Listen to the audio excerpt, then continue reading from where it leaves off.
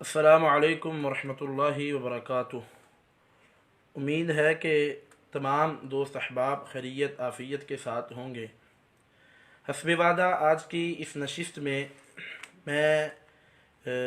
اس عنوان پر آپ سے ہم کلام ہوں کہ کیا جب تراویح ہو رہی ہیں تو کوئی شخص آ کر ان کے ساتھ مل کے یعنی امام تراویح کے پیچھے اپنی فرضی نماز یعنی عشاء کی نماز وہ پڑھ سکتا ہے یا نہیں پڑھ سکتا؟ جمہور اہل علم کا نظریہ تو یہی ہے کہ آدمی نماز جو ہے وہ پڑھ سکتا ہے۔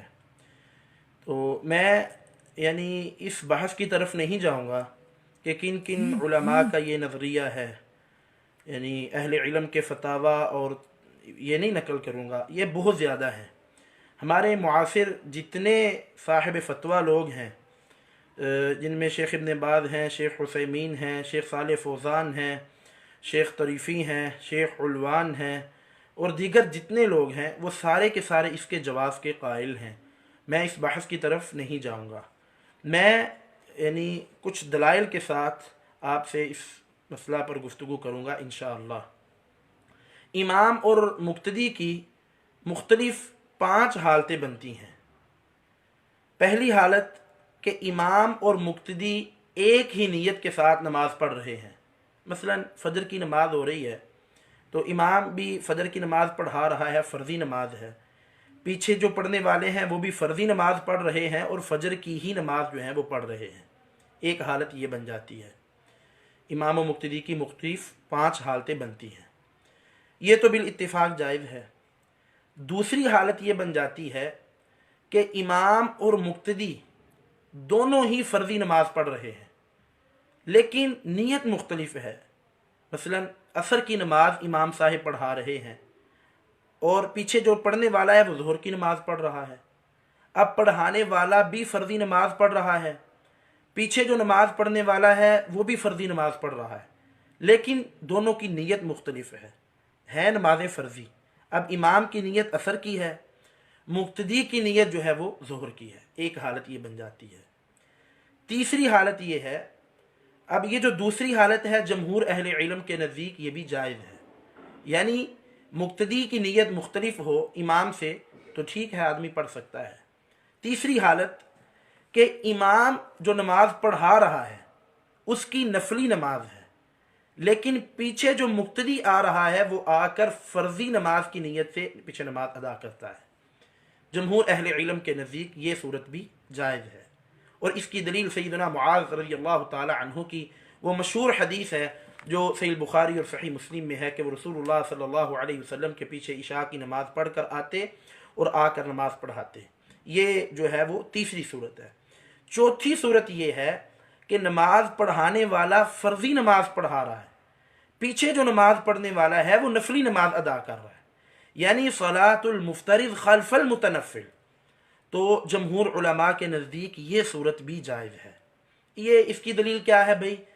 یہ سنن ابی داود کی جو حدیث نمبر 574 آپ دیکھیں، دیگر کتب احادیث میں بھی یہ روایت ہے، سنن ترمذی میں ہے، ابن ماجہ میں ہے، مسند احمد میں ہے، سنن دارمی میں ہے، اور بھی کتب احادیث میں یہ روایت موجود ہے۔ ابو سعید خدری رضی اللہ تعالی عنہ فرماتے ہیں ان رسول اللہ صلی اللہ علیہ وسلم ابصر رجلا یصلی وحدہ، آپ صلی اللہ علیہ وسلم نے ایک شخص کو دیکھا جو اکیلے نماز پڑھ رہا ہے، تو آپ نے فرمایا الا رجل یتصدق علی ھذا فیصلی معہ، کیا کوئی آدمی نہیں جو اس پر صدقہ کرے اور اس کے ساتھ نماز ادا کرے؟ تو ایک شخص اٹھا اور اس نے اس کے ساتھ جو ہے وہ نماز ادا کی۔ اب یہ جو نماز پڑھانے والا ہے اس کی فرضی نماز ہے، جو اس پہ صدقہ کرنے والا ہے اس کی نفلی نماز ہے۔ تو یہ چوتھی صورت بن جاتی ہے، یعنی امام فرضی نماز پڑھ رہا ہے، پیچھے نماز پڑھنے والا نفلی نماز پڑھ رہا ہے، تو یعنی صلاۃ المتنفل خلف المفترض۔ تو یہ صورت بھی جمہور علماء کے نزدیک جائز ہے۔ یہ کل ملا کر کتنی صورتیں ہو گئیں؟ 4 صورتیں امام و مقتدی کی۔ 5ویں صورت، یہ بڑی عجیب ایک صورت ہے۔ یہ صورت ہے کہ جو امام ہے اس نے جب نماز شروع کی ہے اس نے امامت کروانے کی نیت ہی نہیں کی۔ امام اس نے جب اپنی نماز شروع کی اس نے امامت کی نیت ہی نہیں کی، لیکن اثنائے نماز اس کو امام بنا دیا گیا، وہ امام بن گیا۔ امام بخاری رحمہ اللہ وہ صحیح بخاری میں باب قائم کرتے ہیں، باب اذا لم ینوی الامام ان یؤم۔ یہ صحیح بخاری کتاب الصلاۃ میں امام بخاری رحمہ اللہ نے یہ باب قائم کیا ہے، باب اذا لم ینوی الامام ان یؤم۔ باب ہے اس بیان میں کہ جب امام جو ہے وہ امامت کی نیت ہی نہ کرے۔ اس کے تحت امام بخاری رحمہ اللہ وہ سیدنا عبداللہ بن عباس رضی اللہ تعالی عنہما کی روایت لے کر آئے ہیں، جو وہ کہتے ہیں کہ میں نے اپنی خالہ میمونہ جو ہے ان کے گھر رات گزاری اور رسول اللہ صلی اللہ علیہ وسلم کے ساتھ نماز بھی ادا کی اور آپ صلی اللہ علیہ وسلم کی نماز کا مشاہدہ بھی کیا۔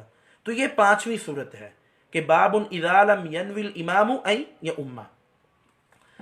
تو یہ کل 5 صورتیں جو ہیں وہ بن جاتی ہیں۔ میں اختصار کے ساتھ پھر جو ہے وہ عرض کر دیتا ہوں یہ 5 صورتیں۔ پہلی صورت کہ امام اور مقتدی فرضی نماز ہے پڑھ رہے ہیں اور ایک ہی فرضی نماز ہے۔ دوسری صورت کہ امام اور مقتدی فرضی نماز پڑھ رہے ہیں لیکن دونوں کی فرضی نمازیں مختلف ہیں، پڑھانے والا عصر پڑھا رہا ہے، پیچھے پڑھنے والا ظہر کی نماز پڑھ رہا ہے۔ تیسری صورت یہ ہے کہ پڑھانے والا نفلی نماز پڑھا رہا ہے، پیچھے پڑھنے والا جو ہے وہ فرضی نماز پڑھ رہا ہے۔ یہ بھی طریقہ ٹھیک ہے جمہور اہل علم کے نزدیک، اس کے دلیل وہ معاذ بن جبل کی حدیث ہے۔ چوتھا طریقہ کہ نماز پڑھانے والا فرضی نماز پڑھا رہا ہے لیکن اس کے پیچھے پڑھنے والا نفلی نماز پڑھ رہا ہے، تو یہ طریقہ بھی جمہور اہل علم کے نزدیک صحیح ہے۔ پانچواں طریقہ کہ جو امام ہے اس نے جب اپنی نماز شروع کی اس نے امامت کی نیت ہی نہیں کی، لیکن اس نماز شروع کرنے کے بعد اس کو امام بنا دیا گیا۔ یہ کل 5 صورتیں بنتی ہیں امام اور مقتدی کی۔ اب ایک دوسرا فقہی قاعدہ سمجھیے، یہ اہل علم کے ہاں مشہور و معروف قاعدہ ہے کہ فرضی اور نفلی نماز کا حکم ایک ہی ہے، الا کہ الگ سے کوئی حکم بیان ہو۔ فرضی اور نفلی نماز کا حکم، مسائل کا حکم وہ ایک ہی ہے۔ مثلا رفع الیدین ہے، وہ ہم فرضی نماز میں بھی کریں گے، نفلی میں بھی کریں گے۔ کوئی شخص یہ سوال نہیں کر سکتا کہ ٹھیک ہے فرضی نماز میں تو آپ رفع الیدین کرتے ہیں لیکن نفلی نماز میں رفع الیدین کی دلیل دکھائیں گے، یہ بات نہیں ہے۔ ایک فقہی قاعدہ ہے کہ نمازوں کا حکم ایک ہے، الگ اگر کوئی حکم ہے تو اس کی دلیل چاہیے، فرضی اور نفلی نماز کا۔ یہ فقہی قانون، اگر آپ اس قانون کو اچھی طریقے سے سمجھ لیں تو آئندہ جو ہماری گفتگو ہے وہ سمجھنے میں آسان ہوگی۔ اب جب یہ قانون ہم نے طے کر لیا، اب آتے ہیں اس بات کی طرف۔ مثلا جو میں نے تیسری صورت امام اور مقتدی کی تیسری صورت بیان کی کہ امام پڑھانے والا وہ نفلی نماز پڑھا رہا ہے، کوئی بھی نفلی نماز ہو، تخصیص نہیں، کوئی بھی نفلی نماز ہو، پیچھے پڑھنے والا فرضی نماز پڑھ رہا ہے، تو یہ ٹھیک ہے، اس میں کوئی حرج نہیں ہے۔ جمہور اہل علم اس کو جائز قرار دیتے ہیں۔ میں نے جس طرح کے آغاز میں کہا میں فتاویٰ نہیں نقل کروں گا کہ کس کس نے اس کو جائز کہا ہے، میں دلائل کے ساتھ ذرا گفتگو کروں گا کہ جب ہم ایک قاعدہ بنا لیتے ہیں کہ نفلی نماز پڑھانے والے کے پیچھے فرضی نماز ہو جاتی ہے، یہ قاعدہ ہم نے بنا لیا، اب اس میں تخصیص کرنا کہ جناب اس میں صرف وہ نماز ہوگی جو فرائض خمسہ میں سے ہو، بعض اہل علم نے یہ تخصیص کی ہے۔ اسی وجہ سے آج میں یہ اس موضوع پر آپ سے ہم کلام۔ بھئی اس تخصیص کی دلیل کیا ہے؟ بالکل بے دلیل تخصیص ہے۔ جب ہم یہ بات کہتے ہیں کہ متنفل کے پیچھے مفترض کی نماز ہو جاتی ہے، اہل علم نے یہ مسئلہ عام ذکر کیا ہے، تخصیص نہیں کی کہ بھئی یہ صرف وہ نماز ہوگی جو فرائض خمسہ سے ہو وگرنہ نہیں ہوگی۔ یہ تخصیص ہی بالکل باطل ہے، اس کی کوئی اصل نہیں ہے، کوئی دلیل نہیں ہے۔ دوسری بات یہ ہے، پہلی چیز تو یہ میں کلیئر کر چکا ہوں، ہمارے جو ساتھیوں نے یہ مسئلہ لکھا ہے، نشر کیا ہے، انہوں نے یہ بات بڑی واضح لکھی ہے کہ جناب اس امام کے پیچھے یعنی فرضی نماز ہوگی جو امام نفل پڑھ رہا ہے، پیچھے پڑھنے والا فرض پڑھ رہا ہے، یہ اس وقت جائز ہے جب اس نماز کا تعلق فرائض خمسہ یعنی فجر، ظہر، عصر، مغرب اور عشاء کے ساتھ ہو۔ بھئی یہ تخصیص باطل ہے۔ اچھا بھئی یہ تخصیص کیوں ہے؟ کہتے ہیں اس وجہ سے ہے کہ معاذ بن جبل رضی اللہ تعالی عنہ وہ اپنا جو نماز پڑھ کے آئے تھے وہ فرضی نماز یعنی ظہر کی نماز، عشاء کی نماز غالباً تھی، وہ پڑھ کے آئے تھے عشاء کی نماز، اور وہی نماز آ کر وہ پڑھا رہے تھے، اور اس نماز کا تعلق جو ہے وہ فرائض خمسہ کے ساتھ تھا۔ ہم تسلیم کر بھی لیں یہ قانون، تو پھر یہ سوال یہاں پیدا ہوتا ہے کہ بھائی پھر اگر کوئی ظاہری شخص یہ کہہ دے کہ یہ قانون صرف عشاء کی نماز کے ساتھ خاص ہے اور کسی نماز کے ساتھ نہیں، کیونکہ معاذ صرف عشاء پڑھاتے تھے، ان سے ظہر اور عصر کی پڑھانا ثابت نہیں ہے، تو پھر آپ کیا جواب دیں گے؟ آپ یہی کہیں گے نا کہ اس سے یہ قانون اور ضابطہ بنا کہ نفلی نماز پڑھانے والے امام کے پیچھے فرضی نماز پڑھنا جائز ہے۔ اب یہ کہنا کہ صحابہ کرام کا تعامل اس پہ نہیں ملتا، تو صحابہ کرام کا تعامل تو اس پر بھی نہیں ملتا جو آپ کہتے ہیں کہ متنفل کے پیچھے فرضی نماز، صحابہ کرام کا اس پہ بھی تعامل نہیں ملتا۔ ملتا ہے تو آپ پیش کر دیں، نہیں ملتا تو یہ پہلی چیز کہ قانون عام اہل علم نے ذکر کیا۔ شیخ الاسلام ابن تیمیہ رحمہ اللہ، میں نے ان کا فتویٰ نشر بھی کیا تھا، وہ بھی کہتے کہ یہ ٹھیک ہے، امام تراویح پڑھا رہا ہے، آپ پیچھے جا کر عشاء کی نماز پڑھ لیں۔ جب ایک قانون ہم نے بنا لیا کہ نفلی نماز پڑھانے والے کے پیچھے فرضی نماز پڑھنا جائز ہے، تو یہ ایک عام قانون ہے، کوئی بھی نفلی نماز پڑھانے والا ہے اس کے پیچھے یعنی باجماعت آ کر فرضی نماز آپ پڑھ سکتے ہیں۔ اب ان احباب نے جو دوسری دلیل پیش کی ہے وہ کہتے ہیں کہ اقامہ فرض ہے، یعنی اقامت نماز کے لیے یہ فرض ہے۔ اب اس صورت میں جب امام تراویح پڑھا رہا ہے، اس صورت میں اقامت نہیں ہوتی، تو جب اقامت نہیں ہے تو پھر نماز کیسے ہو جائے گی؟ پہلی چیز تو یہ ہے، یقیناً اہل علم یہ بات جانتے ہیں کہ فرائض اور شرائط میں فرق ہوتا ہے۔ پہلی چیز یہ سمجھیں، فرائض اور شرائط اس میں فرق ہوتا ہے۔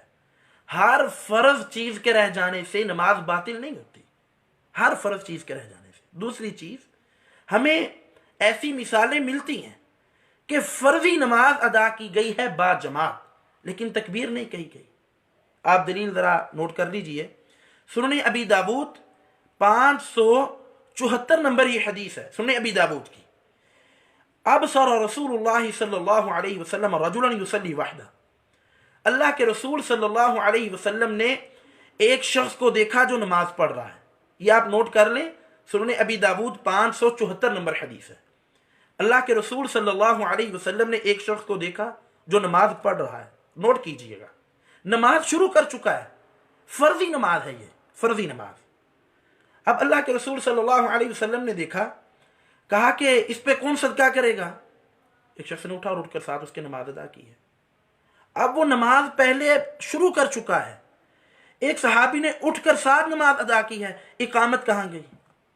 یہ بات نوٹ کرنے والی ہے، اقامت کہاں گئی جس کو آپ نے فرض قرار؟ حالانکہ اہل علم نے اس پر اجماع تک نقل کیا ہے کہ اقامت جو ہے وہ فرض کفایہ ہے۔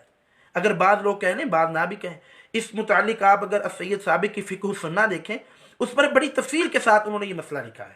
تو بہرحال یہ جو حدیث ہے 574 نمبر سنن ابی داود کی، کہ ایک شخص نماز شروع کر چکا ہے، دوسرا شخص رسول اللہ صلی اللہ علیہ وسلم نے خود ترغیب دلا کر ساتھ کھڑا کیا ہے، تو اقامت کہاں گئی؟ وہ تو نماز شروع کر چکا ہے۔ دوسری چیز یہ ہے، شیخ الاسلام ابن تیمیہ کے فتاوی میں یہ مسئلہ موجود ہے، ان سے یہ سوال کیا گیا۔ سوال یہ تھا کہ ایک شخص آیا ہے، یہ ذرا اچھے طریقے سے سمجھیے گا، ایک شخص آیا، اس نے آ کر امام کے ساتھ ایک رکعت ادا کی، امام نے پھر سلام پھیر دیا۔ اب اس شخص نے امام کے ساتھ ایک رکعت ادا کی ہے، اب یہ اٹھ کر اپنی دوسری رکعت میں شامل ہو گیا، اس نے نماز شروع کر لی۔ پیچھے سے ایک شخص آتا ہے، وہ آ کر اس کو امام بنا کر با جماعت نماز ادا کرتا ہے۔ کیا یہ صورت جائز ہے کہ جائز نہیں ہے؟ جمہور اہل علم کہتے ہیں یہ جائز ہے۔ شیخ الاسلام ابن تیمیہ رحمہ اللہ نے بھی لکھا ہے کہ یہ صورت جائز ہے کہ ایک شخص اس نے ایک رکعت ادا کر چکا ہے امام کے ساتھ، پھر امام نے سلام پھیر دیا، پیچھے سے ایک شخص آیا، اس نے اس کو امام بنا کر ساتھ کھڑے ہو کر نماز شروع کر دی۔ اب یہ شخص امام ہے، فرضی نماز پڑھا رہا ہے، پڑھنے والا بھی فرضی نماز پڑھ رہا ہے، اقامت نہیں ہے، اقامت نہیں کہی، اقامت کی کوئی صورت بھی نہیں ہے، تو نماز ٹھیک ہے۔ شیخ الاسلام ابن تیمیہ رحمہ اللہ نے کہا ٹھیک ہے، اور اسی طرح شیخ محمد بن صالح العثیمین رحمہ اللہ، ان کے فتاوی میں بھی یہ مسئلہ موجود ہے، انہوں نے بھی فرمایا کہ یہ ٹھیک ہے۔ بلکہ آپ اگر دیکھیں امام ابن قدامہ کی جو کتاب المغنی ہے اس میں انہوں نے امام احمد بن حنبل رحمہ اللہ ان سے یہ مسئلہ نقل کیا خاص تراویح کا، کہ اس کے پیچھے کہا اگر کوئی فرضی نماز پڑھ لے تو کہا اس میں کوئی حرج نہیں ہے۔ تو جمہور اہل علم کا جو یہ دو ہی چیزیں باتیں انہوں نے بطور دلیل ذکر کی تھیں، میں اس کا جواب ذکر کر چکا ہوں اپنے اس بیان میں۔ اور سب سے پہلے میں آپ احباب کو جو بھی میری گفتگو سنے آپ سے یہ عرض کرتا ہوں کہ اہل علم کا احترام، ادب، مقام و مرتبہ، اس کو ملحوظ خاطر رکھنا چاہیے۔ آپ اختلاف کر سکتے ہیں، جو میں نے چند باتیں عرض کی ہیں آپ ان باتوں سے بھی اختلاف کر سکتے ہیں، لیکن احسن انداز کے ساتھ۔ تو بھائی آپ نے ان بھائیوں نے پہلی جو دلیل ذکر کی کہ بھائی متنفل امام کے پیچھے فرضی نماز وہی پڑھی جا سکتی ہے جس کا تعلق فرائض خمسہ کے ساتھ ہو، تو یہ تخصیص باطل ہے۔